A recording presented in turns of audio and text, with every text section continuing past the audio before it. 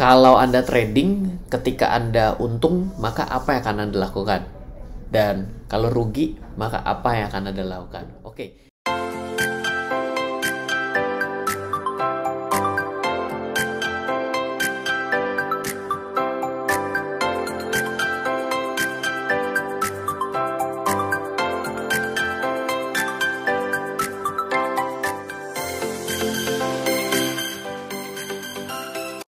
Kita di video kali ini akan berbicara mengenai konsep dasar dari sebuah trading yang kita lakukan. Entah kita bisa lakukan trading pada saham, entah kita bisa trading pada forex dan derivatif, ataupun kita bisa lakukan trading pada cryptocurrency.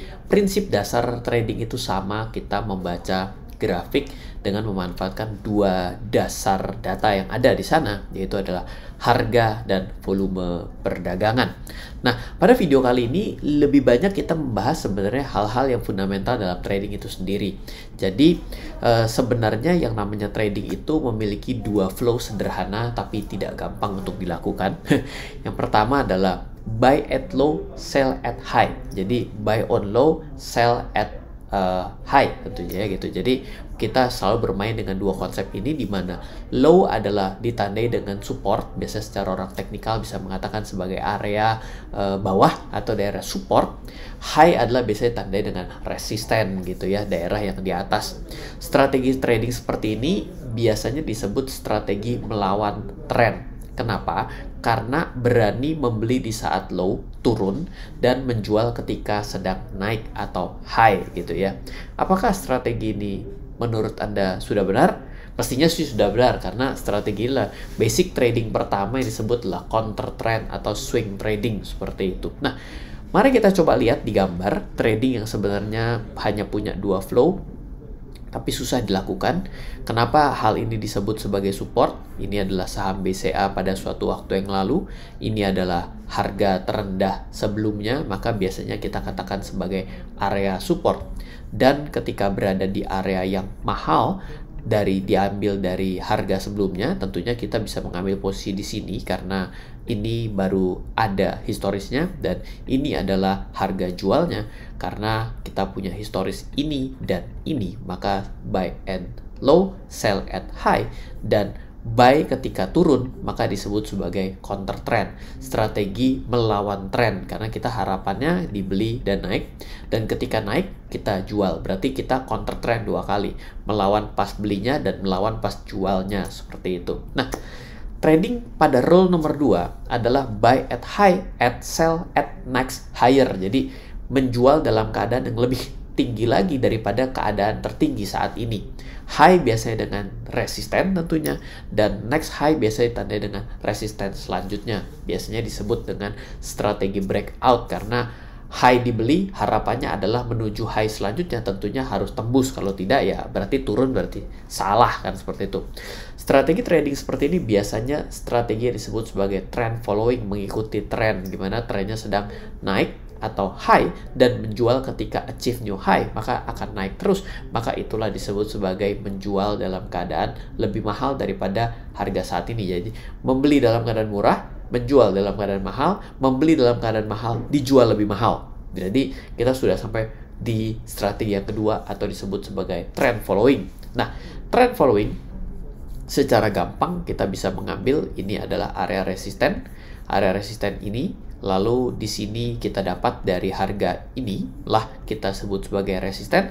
Ketika ini ditembus, kita bisa membelinya, dan kita bisa jual di titik tertinggi selanjutnya. Yang kita dapat ini adalah dari garis sebelumnya atau harga sebelumnya. Berarti buy ketika naik, dan ketika kita jual, kita berarti berpikir ini adalah titik berakhirnya sebuah tren, seperti itu. Nah, rule yang sebenarnya sederhana ini dengan membaca dua contoh itu terasa sesuatu yang tidak terlalu sulit. Tapi mari kita coba gambarkan, karena dua contoh tadi sudah saya ambil dengan skenarionya.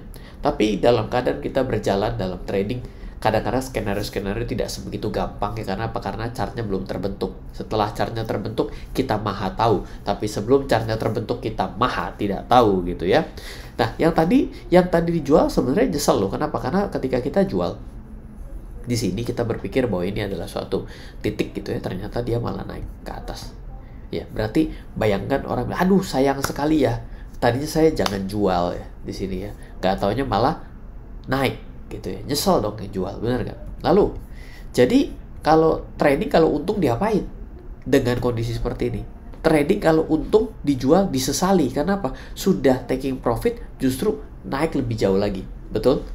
Pernah mengalami kejadian seperti itu?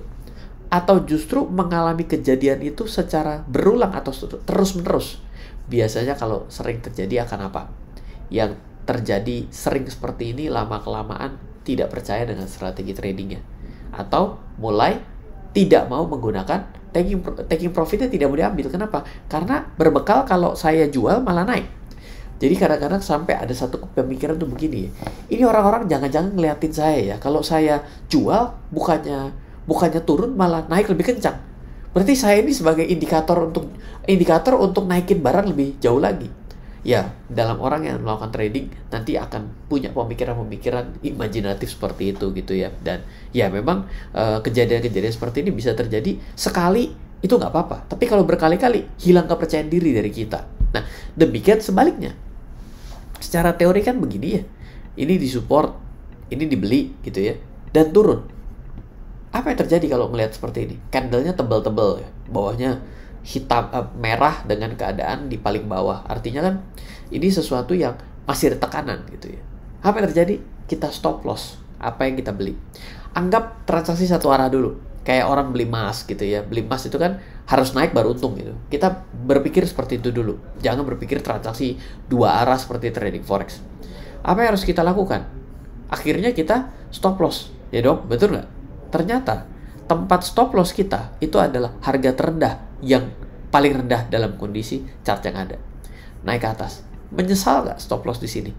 Taking profit dia naik, di stop loss dia naik.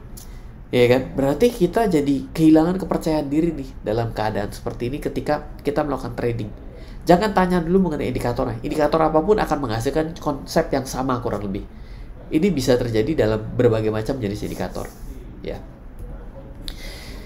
Karena dengan kejadian seperti ini kita menjadi orang yang kesal. Kenapa? Karena kondisi yang dua ini terjadi berulang terus, maka biasanya orang mulai melupakan yang namanya strategi.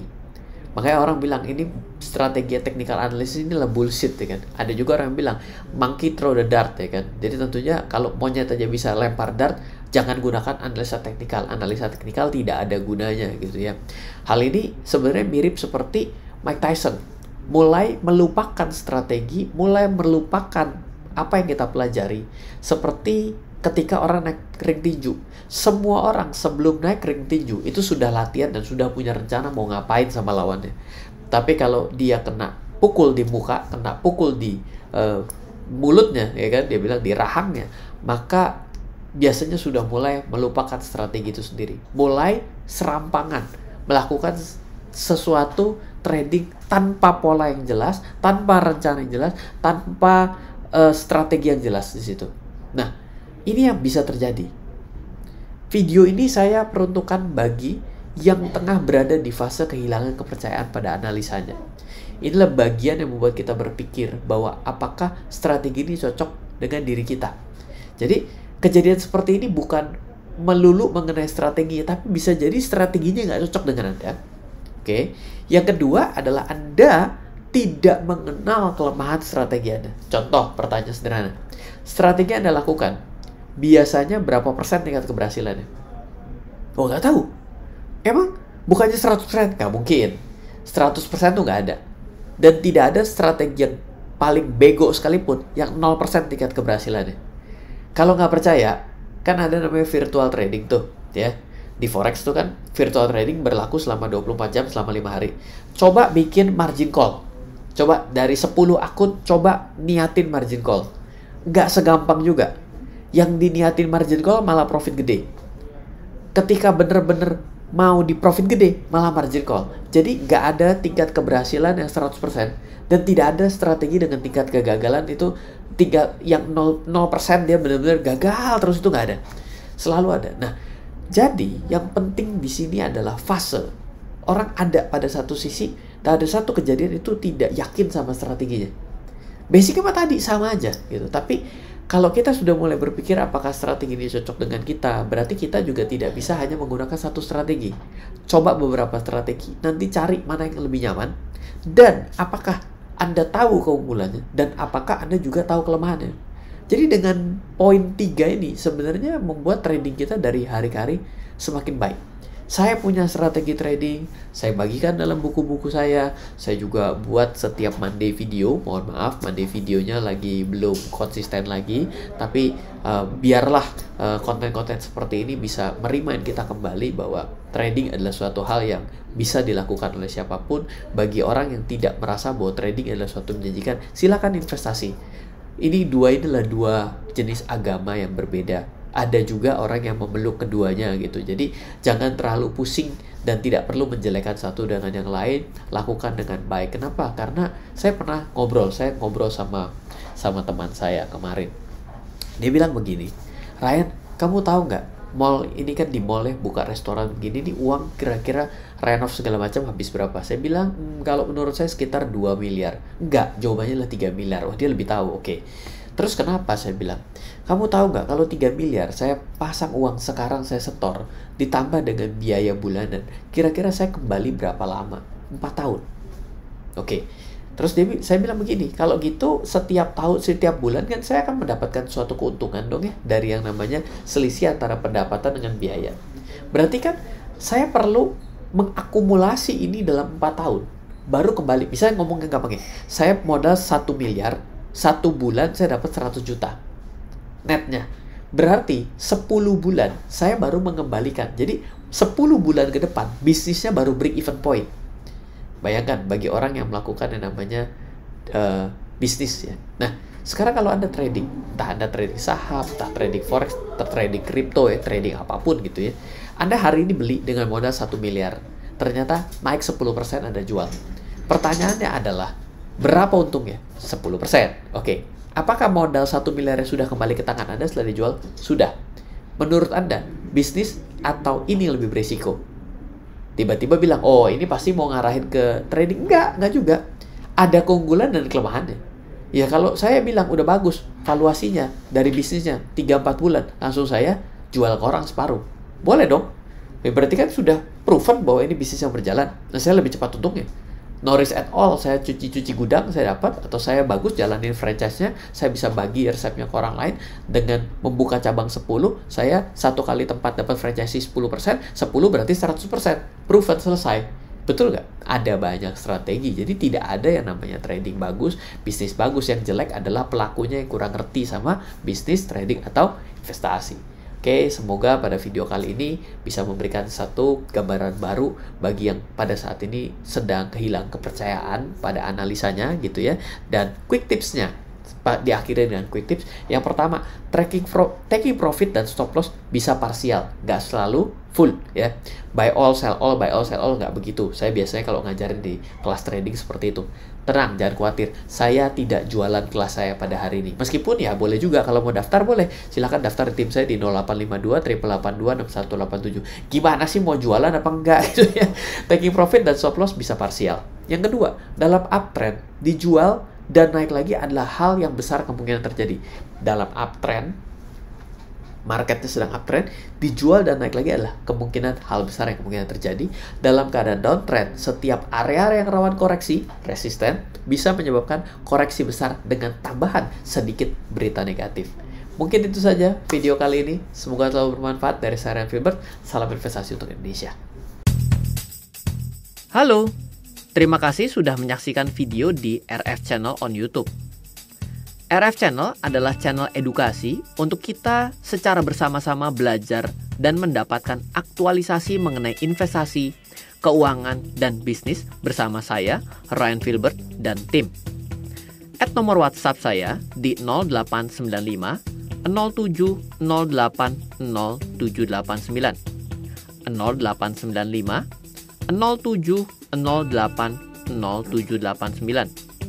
Download aplikasi MyRF di Android atau iOS untuk mendapatkan artikel dan tema-tema khusus mengenai edukasi investasi, keuangan, dan bisnis pada aplikasi MyRF sekarang juga. Setiap bulan, saya bersama dengan tim memiliki kelas, mulai dari belajar trading dengan analisa teknikal, yang strateginya bisa Anda terapkan pada seluruh market, mulai dari saham, forex, hingga cryptocurrency, atau kelas investasi saham bernama Fundamental Camp.